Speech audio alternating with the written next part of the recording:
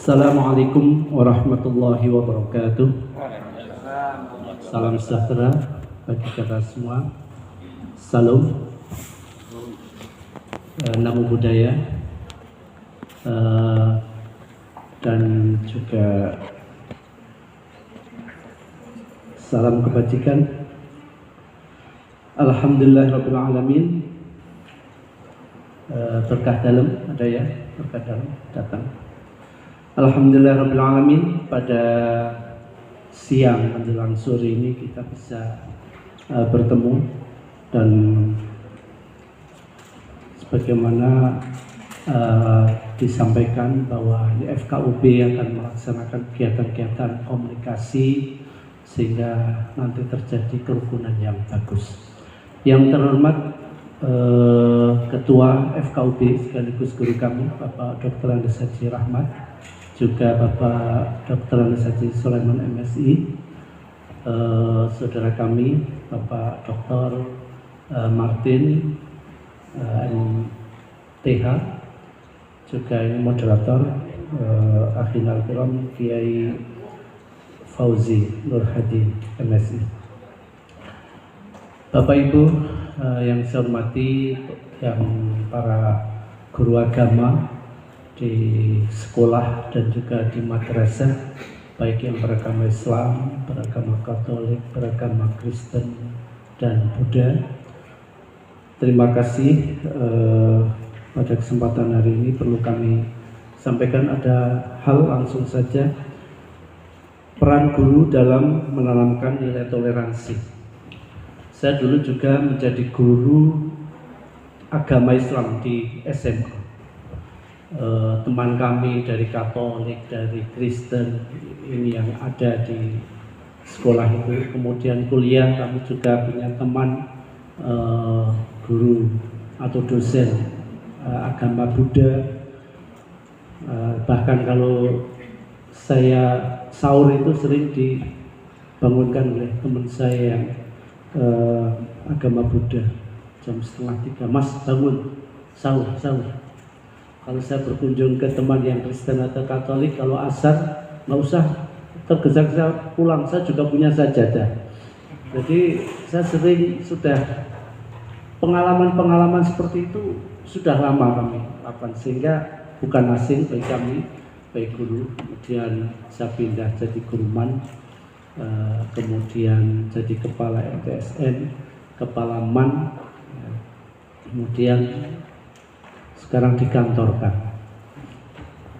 nggak bisa kemana-mana lagi karena dulu di Kebumen, di Purworejo, di Temanggung, sekarang dimasukkan kota untuk jaga surat.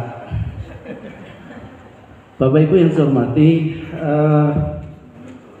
guru itu menurut saya laksana orang suci, seakan-akan nggak boleh salah. Jadi kalau guru kok ada salah sedikit itu, guru kok kayak ngono. Tapi kalau bukan guru kok nggak apa-apa. Apalagi guru agama, nggak boleh salah.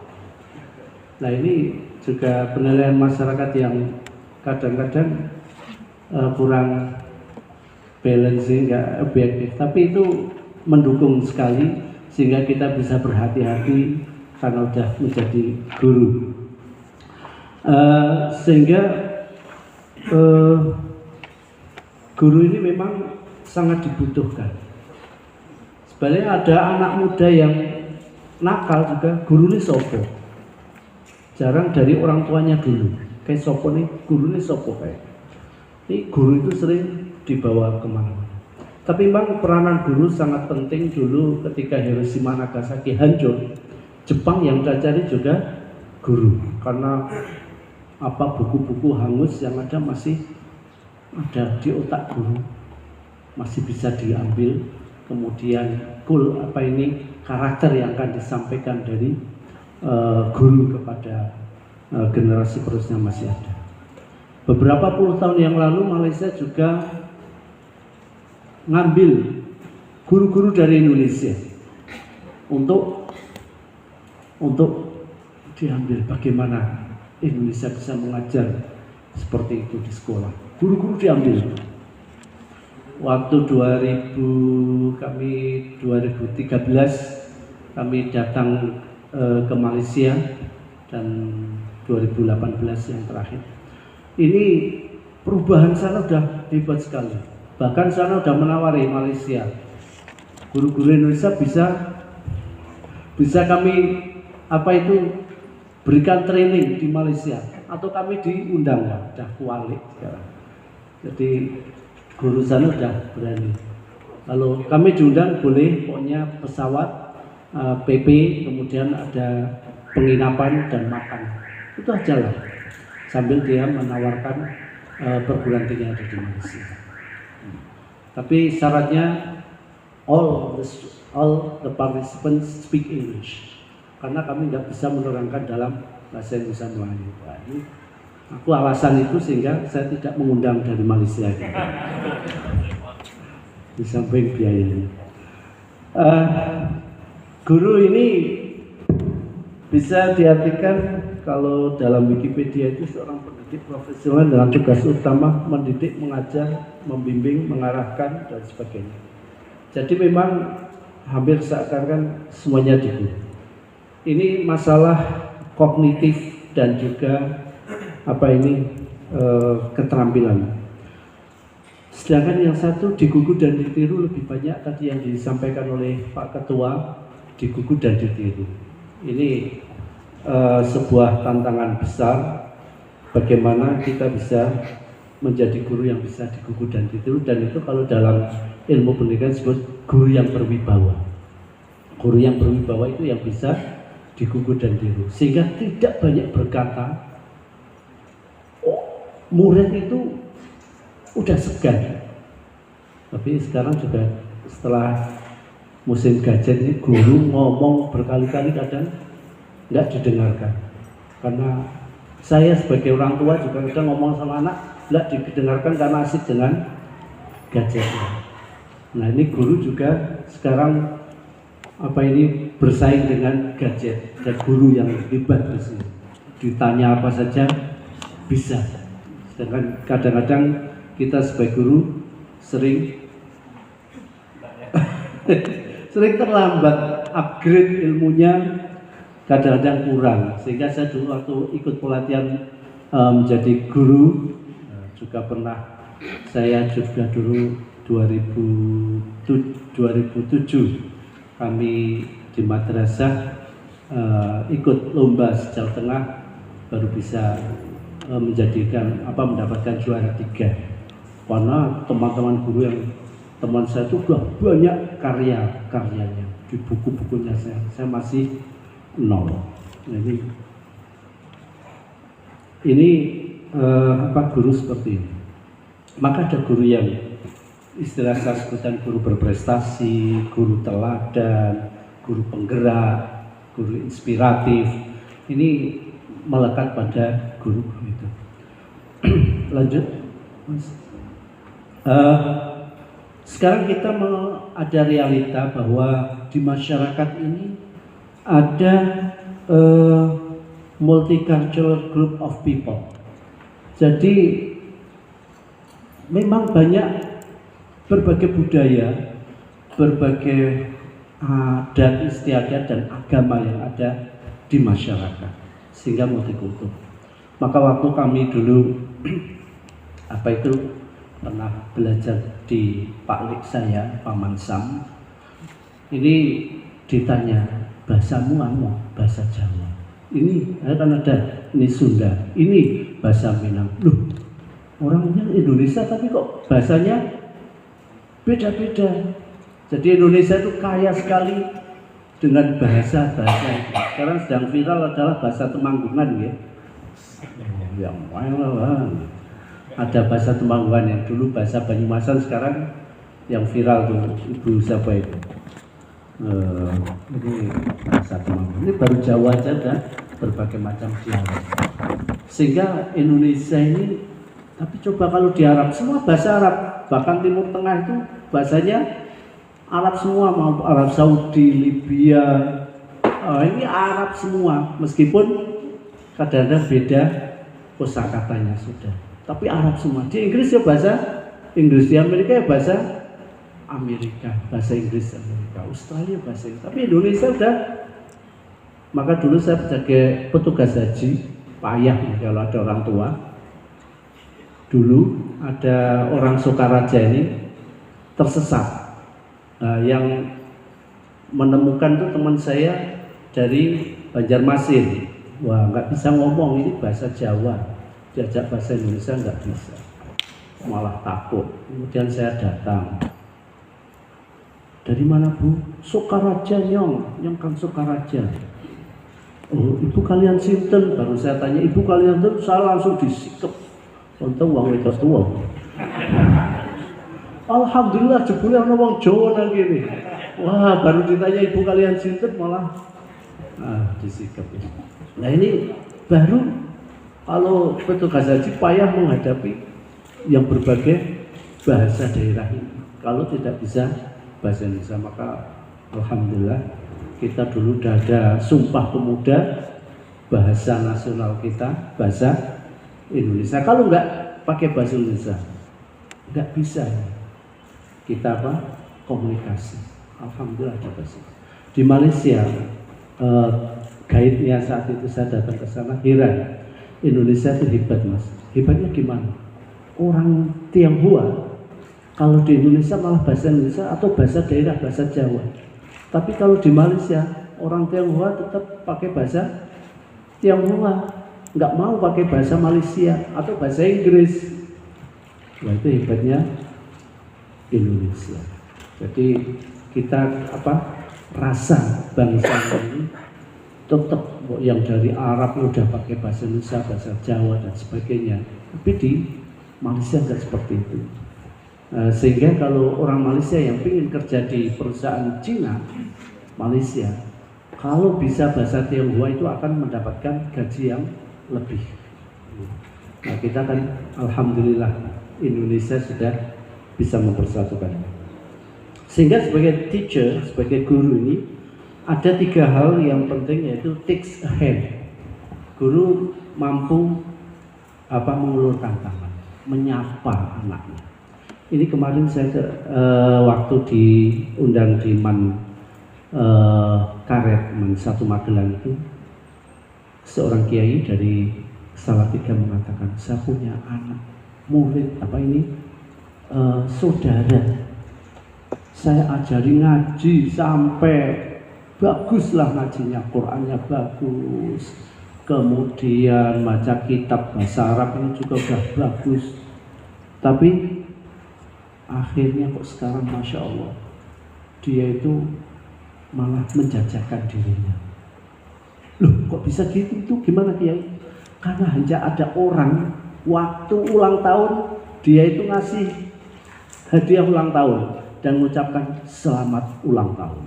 Ada orang laki-laki yang bagus mengucapkan, memberikan hadiah ulang tahun, langsung ketarik dan langsung dibawa sampai dijual belikan, dan dia ikhlas karena selama ini orang tua saya, keluarga saya, guru saya nggak pernah mengucapkan selamat ulang tahun. Hanya itu ternyata. Saya dulu punya teman waktu SLTA, dia tanya saya, nek mangkat sekolah sok disangoni yo piye? Ya aku saben mangkat disangoni karo aku pamit karo orang tua aku. Seneng banget kamu. Anek kamu, aku biasa sangone iki deleki nang meja. Wow, ibuku ora tahu iso ketemu aku, ibuku mangkat gak sih. Jadi itu aja. Saya yang disangoni pas-pasan saya itu 100 rupiah, kalau dia udah 500 rupiah, ternyata menurut dia berharga yang 100 rupiah bisa. Nah, maka jadi orang tua, jadi guru, take a hand, mengulurkan tangan. Maka ada lagu apa? Let it be, let it be. Ini Pak Martin ini yang apal lagunya Pak Martin ditulis. Ini gimana? Semua masalah bisa diselesaikan karena dengan mau. Juga di Keranggan Temanggung ada anak yang lari dari orang tuanya, masuk ke grup punk. Kenapa? Karena ada Bude Pak D yang selalu menyapa. Orang tuaku, guruku nggak pernah menyapa. Saya mending tidak sekolah, mending ikut Pak D dan Bude yang selalu menyapa. Oh, ternyata take a hand, menyapa, senyum, salam, sapa ini. Nah, ini sebagai Bapak Ibu guru, maka saya melihat di gerbang. Saya dulu ketika masih guru selalu kalau pagi itu menyapa anak di gerbang, termasuk jadi kepala madrasah. Ini disapa tuh senang sekali. Termasuk anak-anak saya tak takon, ini subuhan polu, dereng Pak. Jadi jam 7 belum subuhan sih. Nah ini yang kedua juga open smile, membuka cakrawala. Ini nanti yang akan open smile, cakrawala terbuka dengan guru itu. Saya juga terinspirasi dulu, Bapak Ibu guru sering cerita tentang waktu saya di sekolah, kemudian di kampus juga. Dosen, maaf ya, besok saya minggu depan nggak bisa ngajar karena saya ke Spanyol. Besok saya nggak bisa ngajar ke Australia. Terbayang, open smile gimana ya rasanya bisa sampai sana. Ya alhamdulillah, akhirnya terinspirasi, terbuka, berani mendaftar. Ya. Kemudian juga touch, ini yang paling penting, touch, menyentuh hati. Guru yang bisa selalu menyentuh hati, bagaimana empati pada anak-anak. Jadi guru yang seperti ini yang diharapkan oleh anak-anak. Kemudian kita lihat toleransi. Setelah itu next, toleransi itu apa? Berasal dari bahasa Latin itu, yang artinya nanti menahan diri, sabar. Ada contoh ini, gambar siapa itu? Apa itu? Yang kiri. Peristiwa apa itu? Mike Tyson dulu waktu di pesawat dibully ya. Awalnya sabar, dikata-katain itu bisa hebat, dipuji Mike Tyson. Tapi setelah itu dipukul dari belakang baru tidak terima, baru dibalas ya. Mike Tyson kok dilawan. Tapi bisa sabarnya itu loh, bisa sabarnya dikata-katain ini. Kalau saya dulu sering lihat film Shaolin Kungfu itu, dilerek-lerekin menengahnya terus sirai dilus-lus kayak harus diludahi kayak ngamuk. Nah itu bisa sabarnya seperti ini. Ini berarti orang yang toleran itu bisa sabar. Yang kedua juga ini gambarnya siapa ini Bapak Ibu? Naik angkot. Ini bukan orang biasa, ini ada seorang bupati mau naik angkot. Tapi kalau sekarang dikatakan apa itu? Pencitraan. Tapi beda kalau saya naik angkot dengan Pak Bupati naik angkot tuh maknanya jauh beda. Dia bisa menahan diri, nggak pamer dan sebagainya. Maka dulu ada pesan dosen saya, besok pasti kuliahnya, besok jadi wong mbok yo sing duwe, sing sugih, pripun ta Pak? Luwesan wong sugih. Kowe diundang antenan tepat waktu yo dialem. Wah, wong sugih, wong pejabat belum tepat Pak. Nek kowe mahasiswa ini tepat waktu selak kesusu rek mangan. Telat yo pantes mesti sibuk. Nek kowe telat gaya banget. Diundang oleh orang gak tega. Nah, jadi nanti guru itu kalau ada kiai di Paraan mengatakan jadi guru ini ono-ono telu iso. Siji pinter. Jadi orang yang punya ilmu yang luas sehingga apa-apa bisa menjawab dan sebagainya. Ilmu yang luas. Ilmu yang luas kita banyak ya, dari lintas agama, Romo Frans dan sebagainya ya. Kemudian 5 minutes. Kemudian yang kedua, nek ora ya sugih. Nah yang ketiga digdoyo. Digdoyo, guru ya iso digdoyo. Tapi digdoyo itu ada makna lain. Jadi ada yang laisa syadid bisur'ah, bukan yang orang yang menangan gelut. Innama syadid alladzi yamliku nafsah indal ghadab. Tapi bisa menahan diri tadi. Saya punya guru yang ngajar tuh nggak enak, tapi hampir semua murid itu senang. Karena apa? Dia sabar dan empatinya kuat. Dulu saya gitu, waktu habis sekolah SLTA, aku yang nuliskan nanti, Mas, dari mangertos Bu, napa ngapunten yang sepah bareng napa mboten. Wis ngene, nek ora kowe esuk nang Arab, Pak Likku ki ana nang Jeddah. Jadi engko kowe nang restoran Jeddah sih kerja-kerja golek duit engko kuliah. Jadi ada empati seperti itu, senang sekali. Ya, alhamdulillah waktu saya dulu ke Jeddah tak cari, beliau udah pindah ke mana? Ke Riyadh. Tapi sudah guru yang inspiratif, yang menyentuh hati, yang digdoyo itu loh, yang sabar, kasih sayang, ini akan selalu ada di hati. Kemudian next, ini waktu 2 Oktober lalu kami diundang untuk ikut pembukaan, yaitu ethic education, dialog antar umat beragama ini dan internasional yang diselenggarakan Abdullah bin Abdul Aziz International Center for Interreligious and Intercultural Dialogue. Ini dialog ini saya tanya, mengapa kok ada di Indonesia? Ini yang presentasi itu. Kenapa? Karena di Indonesia itu ada yang menarik, yaitu agama itu sebagai identitas. Ada di KTP, ada di kartu pelajar, kartu mahasiswa. Kalau di kami di Barat, di Eropa, Amerika nggak ada itu. Tapi kok bisa rukun apa? Nah ini ternyata tertarik di sini. Maka dulu Raja Salman juga heran waktu datang ke Bali, yang menyambut juga ada pendeta yang pintar bahasa Arab, karena kiai kalah. Karena pendetanya pernah hidup di Kuwait 10 tahun. Ini Bapak Ibu, lanjut. Apa itu yang ada kami dari perspektif agama Islam? Karena dalam Islam itu ada yang perlu kita renungkan dalam toleransi. Pertama, 6 rukun iman. Yang kedua, 5 rukun Islam, dan 1 sikap ihsan.